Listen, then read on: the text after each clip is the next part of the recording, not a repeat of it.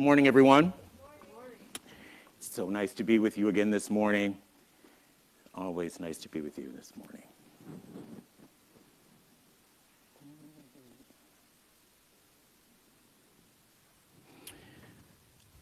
So good morning, everyone. Again, I'm Reverend Rick, and thank you very much for being here this morning. Have you ever in your life, have you experienced where your life just flashed before you? Maybe you were surprised by something, or maybe it was a slip or a fall. Maybe you almost had an accident.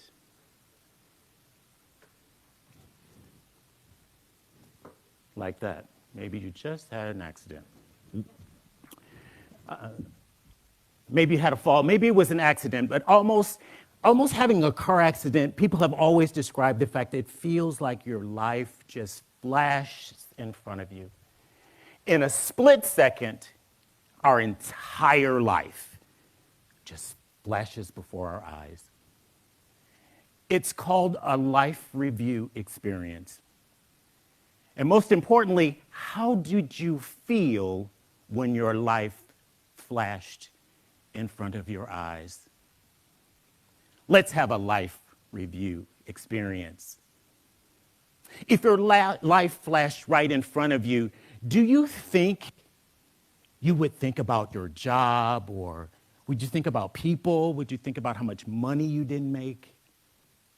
What do you think you would feel?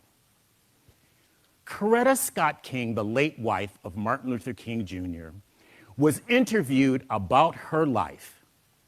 She described her life with Martin Luther King and the civil rights movement as a fulfilling her purpose.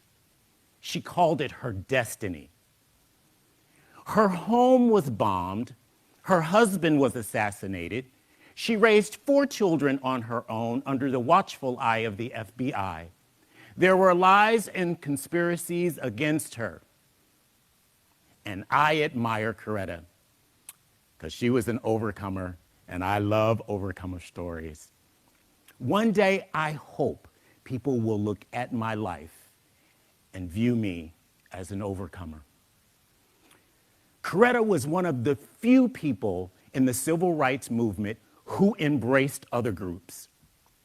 She embraced the LGBTQ community. She arranged for the Human Rights Campaign to participate in the 40th anniversary of the March on Washington for Jobs and Freedom, which was originally led, of course, by her husband in 1963, with the famous words, "I have a dream." Martin called his destiny as reaching the mountaintop. And Coretta's invitation is believed to be the first time that an African-American national group actually invited the LGBTQ community to participate. She opposed apartheid in South Africa, war, capital punishment. After all she had experienced, she focused on non-violent resistance. She wanted to just make peace. And remember, blessed are the peacemakers, for they will be called the children of God. She called this entire experience her destiny. Instinct plus purpose equals destiny. Are you satisfied with your life? Do you feel complete? Are you fulfilling your destiny? Destiny is the meaning of our individual life. Instinct and purpose is the how that we are wired. Destiny is the why we are living, why we have the vision that we have. It gives us the meaning of our life. Not what someone else has chosen for us, but have you figured out your purpose? Wayne Dyer wrote, "Manifest Your Destiny, 9 spiritual principles for getting everything you want." And I want to talk about the 4th principle. Do you have limits in your life that prevent you from making changes or achieving your highest goals? Your highest goals is your destiny. And our purpose is our reason for being. It's knowing our purpose gives us freedom, the freedom to be who we were created to be, to express God in the world as only each one of us can. Our spiritual principle says that we believe that our intentions become our action and in our lives because God responds to our expectations. God is responding to us. Knowing our intention gives us the ability to be specific. So you may ask, Reverend Rick, are you saying that my destiny is my responsibility? Yes, I am. Have you fulfilled this destiny? The clock is ticking on your dissatisfaction. It is not ticking on the length of your life. It is on your dissatisfaction that the clock is ticking. We will never get a minute back. And although I am a person of faith, I see less time in front of me than the time behind me. So I am determined not to waste any more time. What about you? Time is running out. And it is the one thing that is too precious to waste because we can never replace wasted time. Could it be that we allow the conditions in our lives to distract us from the meaning in our lives? Conditions are always subject to change. Only spiritual truth never changes. Now, there is no God of time. There is no time in God. I am not complaining about my life. I am not ungrateful. I appreciate everything that life has given me. But quite honestly, I wanted it all. And I have not experienced it all yet. And I want everything that life has to offer. So, since we are still here, we are not done yet. What about you? Have you received all that life has to offer? Have you identified your purpose and your destiny? Isn't there a dream deep within, a vision that is fueled by your passion? It's our instinct, the inner voice that guides us toward our destiny and purpose. It's the thing inside of us that propels us to do like no one else can do what you can do. Instinct brings the possibility into our experience. Something inside says, I was just born for this. T.D. Jakes gives an example of instinct. He says he was on safari in Africa. He was accompanied by a zoologist and a local guide. The zoologist could address all the facts of science in relationship to the elephant. But he said, I cannot promise you that you will see an elephant. But the local guide knew the signs that located the elephants before they could even be seen. The local guide had instinct, innate skill. And I believe there is something that wants to be birthed in everyone. To remove the limits, Wayne Dyer says, first, you must see it in your mind. A spiritual image is different than other images. It has feelings. See, you can see it, but you can also feel it. For our own realization, it is necessary in seeing our destiny that we need to have a clear intention and a feeling of expectancy with enthusiasm. Do you expect your vision for your destiny to really work out for you? Did you expect to live out your purpose? God, the loving presence, is not against us. We have the power. You have the power. An Old Testament prophet Jeremiah put it this way. He said about God's expectation for us, he says, I will bless you with a future filled with hope, a future of success, not of suffering, to come to your expected end. The expected end is our destiny, fulfilling our purpose. And our intentions become the action in our lives because God always responds to our expectations. What are your intentions? Are you committed to your expected end, to your destiny? Each of us has a unique identity in the world, and no one can replace you. Your role in the world cannot be replaced by anyone else. You will receive what you believe when you see it by instinct. Everybody wants to be famous these days, and fulfilling our destiny may not make us famous.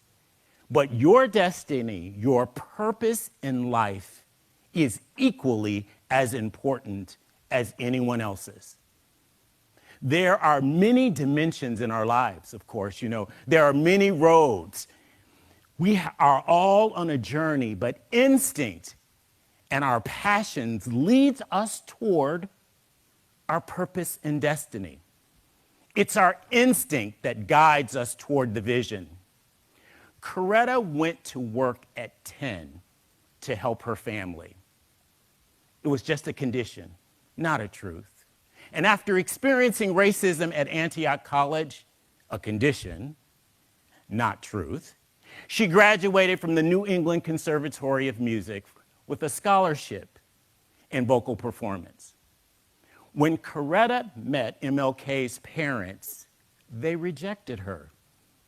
She was educated with a promising career, and Martin's parents said they did not think she would be a good pastor's wife.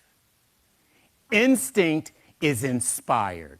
God's life force is in our instinct. Our purpose, how, is God-given, and the destiny comes when instinct connects to our purpose. In the manifestation of our destiny, there will be synchronicity. The special time when things just align. Of all the dimensions and all the choices in life, look for the synchronicity. Things that appear to be a coincidence, unexpected events, they just seem together. They will tell you that you are being guided toward a destiny to live out your purpose. Sometimes the synchronicity won't make sense on the surface. Now, we still have choice, and I believe we can choose to live beneath our privilege if we choose. But why would you want to? The signs are there, and they keep coming back. It is with clarity God moves us along by divine intelligence and guides us to the truth. The divine patterns in life reveal our destiny. Look for the patterns and the synchronicity. They will reveal your destiny. Coretta met Martin Luther King in Boston. He was working on his doctorate. She was working as a student at the New England Conservatory of Music. Martin was from Atlanta. Coretta was from Alabama. They met in Boston, not attending the same school. Is that coincidence or synchronicity?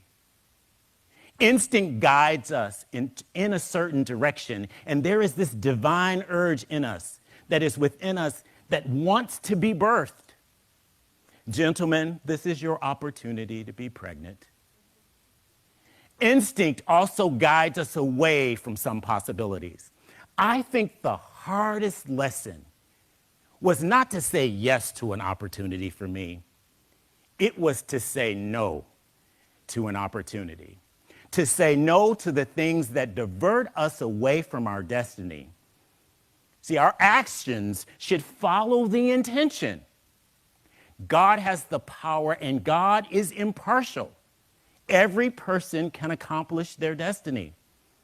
When our intentions and our actions are in the direction of our destiny. This is what is using the creative power. you can speak your word with absolute confidence. Destiny is the meaning of the individual life, and instinct, how we are wired, is how. Purpose is the how. And it makes the instinct meaningful. Destiny is why we remove the limits in our life that prevent us from accomplishing our goals. We pray for clarity because prayer unites us with the indwelling presence. Make a mental picture of your destiny. Feel it to the point of realization. You need a clear intention towards your destiny and a feeling of expectancy. It requires some enthusiasm, the infusion of the divine life. Only trust your destiny to healthy relationships. The people that support you when they don't understand you. Look for the synchronicity, because I think synchronicity is the most important understanding of divine intelligence. See, I cannot create synchronicity. We look for the patterns. We say no to the limits and the unnecessary diversions. Say yes to destiny. Live out our purpose. Disappointment, challenges, setbacks do not mean that there is real failure. You won't be satisfied until you reach your destiny. The longing, the yearning will continue. You were born for your destiny. Each of us has a role to play in God's revelation in creation. Know that you are blessed and highly favored, that the divine power to experience life and our destiny has been infused into all of us. God's plans toward us is to our expected end, and God responds to our expectations. Destiny comes from instinct and purpose, and so it is. Let us pray. We and we alone control our destiny. In order to fulfill our divine destiny, all that we have to be is ourselves. If you control your thought, you will control your destiny. You can control your environment. You can control your mental, spiritual, and physical reactions. Destiny is not a matter of chance. It is a matter of choice. And so it is.